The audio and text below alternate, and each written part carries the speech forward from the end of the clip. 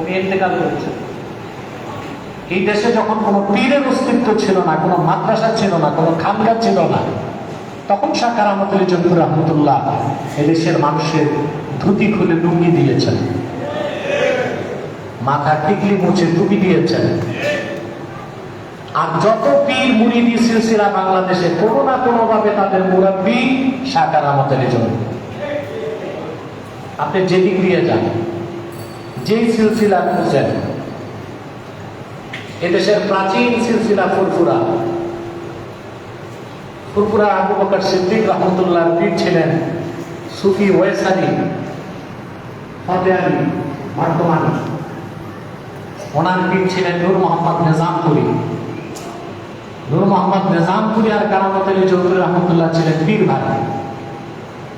আর আবু বকর সিদ্দিক সাহেবের পীর, তার পীর থেকে বায়াত নেওয়ার পরও কারামত আলী জঙ্গি রহমতুল্লাহ কাছে ৭২ বার বায়াতে তাবারুক নিয়েছেন। এরপর আরো সিলসিলা আছে, যেমন আরেকটা প্রাচীন সিলসিলা উজানির কারি ইব্রাহিম সাহেব মাওলানা কারামত আলী জঙ্গি রহমতুল্লাহ নাতি আব্দুর রব জঙ্গি রহমতুল্লাহ ১০ বছর খেদমত করেছেন। কারামত আলী জঙ্গি রহমতুল্লাহ নাতি আব্দুর রব জঙ্গি রহমতুল্লাহ খেদমত করেছেন এক টানা ১০ বছর। এভাবে আপনি যেদিক দিয়ে যান, যারা এই দেশে খেদমত করছে, তাদের প্রত্যক্ষ কিংবা পরোক্ষভাবে তাদের আধ্যাত্মিক শেখ হচ্ছে শাহ কারামত আলী জঙ্গি রহমতুল্লাহ। আলহামদুলিল্লাহ। অতএব তার স্মরণে, তার আওলাদের স্মরণে ইসানে সব মাহফিল করার এটা আমাদের নৈতিক দায়িত্ব, ঠিক না?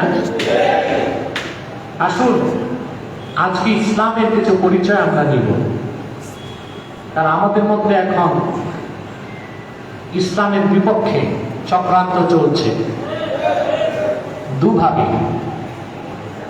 কাফের মুশরিক বেঈমানরা করতেছে নিজের রূপে, আর মুনাফিকরা করতেছে ভিন্ন রূপে। শত্রু আমাদের ঘরেও, শত্রু আমাদের বাইরে। কাফের মুশরিক বেঈমান রামবাম নাস্তিক তারা তো করতেছে প্রকাশ্যে, আর আমাদের মধ্যে আবার মুনাফিক লেবাসটিক ন্যাক সুরতের ভ্যাটধারী কিছু ভণ্ড পীর, ভণ্ড বক্তা, কিছু ভণ্ড স্কলার মধুর সাথে বিষ মিশায়া আমার দেশের যুব সমাজ ইসলাম থেকে বিচ্যুত করে দিচ্ছে।